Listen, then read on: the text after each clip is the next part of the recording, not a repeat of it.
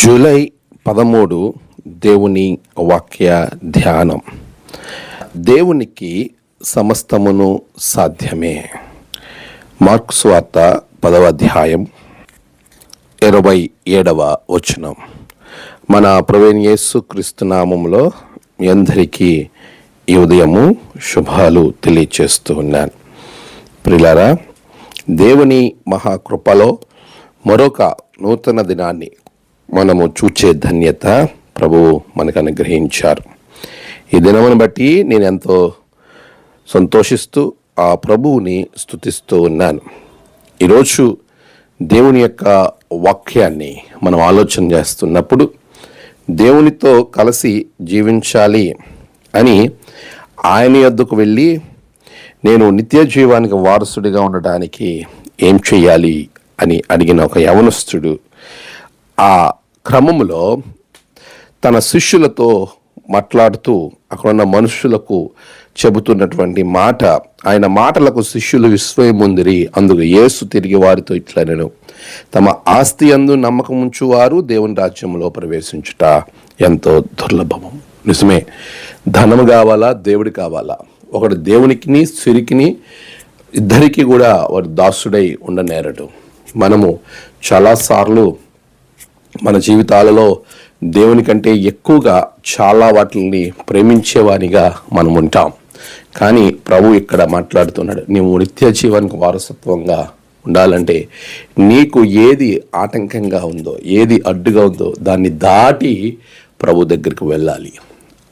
అలా వెళ్ళలేని వారి పరిస్థితులలో ప్రభు చెప్తూ ఉన్నాడు, ధనవంతుడు దేవుని రాజ్యంలో ప్రవేశించుట కంటే సూది బెజ్జములో ఒంటె ప్రవేశించటం చాలా సులభం అనే మాట చెప్పిన వెంటనే వారు ఎవడు రక్షణ పొందుతాడు? అలాగైతే ఇప్పుడు ధనవంతులు చాలామంది ఉంటారు, ఇలాగైతే ఇంకెవడు రక్షణ పొందగలుగుతారు అనే మాటను వారు ఆ ప్రశ్న వేసిన వెంటనే ప్రభు చెప్తూ ఉన్న మాట, దేవునికి అసాధ్యమైనది ఏదీ లేదు, సమస్తం సాధ్యమే.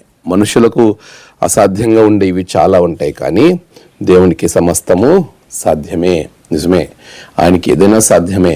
ఆయన యందు నమ్మకం ఉంచేవాడు, ఆయన నమ్ముకున్నటువంటి వాడు, ఆయన దగ్గరికి వెళ్ళినటువంటి వాడు, అరిమత యోసేపు ధనవంతుడికి దేవుడు రక్షణ ఇచ్చాడు. ఇంకా అనేక మంది ధనవంతులు పరిశుద్ధ గ్రంథంలో మనం చూస్తాం. అలాంటి ధనవంతులు ప్రభువులో ఉన్నటువంటి వారి జీవితాలు ఎంతో ఆశీర్వదింపబడ్డాయి. ప్రియులారా, ఈరోజు ఒక విషయాన్ని నేను జ్ఞాపకం చేస్తాను. నీ సమస్య అయినా, నీ కష్టమైనా, నీ బాధ అయినా, నీ ఇరుకైనా, నీకున్న ఏదైనా ఇబ్బంది, నీవు ఆయన మీద ఆధారపడి ముందుకు వెళ్ళినప్పుడు సమస్తాన్ని సాధ్యపరిచే దేవుడు మన దేవుడు. ఇది జరగదు అని నువ్వు అనుకుంటున్నావేమో, అది దేవుని యొక్క చిత్తములో నీకు ఖచ్చితంగా జరిగితే నువ్వు క్షేమం అని ఆయన తలంచినప్పుడు నీకు అది దేవుడు ఖచ్చితంగా ఇస్తాడు. అది నీ దగ్గరికి వెతుక్కుంటూనే వస్తుంది. అదే ప్రభు చెప్తున్నాడు, సమస్తము సాధ్యపరిచే దేవుడును నేనే. ఆయనే నీ అసాధ్యము అనుకునేటువంటి వాటిని సాధ్యపరిచి నిన్నొక గొప్ప సాక్షిగా వాడుకుంటాడు. అట్టి కృపాశీర్వాదం దేవుడు మీకు దయచేయనుగాక. ఆమెన్. ప్రార్థన. సర్వశక్తిమంతుడా, మా దేవా, మా బిడ్డలకు ఏదైతే అసాధ్యంగా కనబడుతుందో దాన్ని సుసాధ్యపరచు దేవా, నీకు వందనాలు. బిడ్డలను ఆశీర్వదించండి. నేడు వారి ప్రయాణాలు, పనులు, తలపెట్టిన కార్యాలలో గొప్ప జయము బిడ్డలకు దయచేయండి. నేడు జన్మదినము, వాహదినము, ఆయా విశేష దినములు జరుపుకుంటున్న బిడ్డలను తండ్రి బహుగా దీవించి ఆశీర్వదించమని ప్రార్థిస్తున్నాను. నీ కృపలో వారందరినీ బలపరచండి. మీ సహాయము, నీ యొక్క సన్నిధి బిడ్డలకు అనుగ్రహించండి. మీరే మహిమ, ఘనత, ప్రభావాలు పొందుకొనమని యేసు నామమున ప్రార్థించి వేడుకొంచున్నాం తండ్రి. ఆమెన్.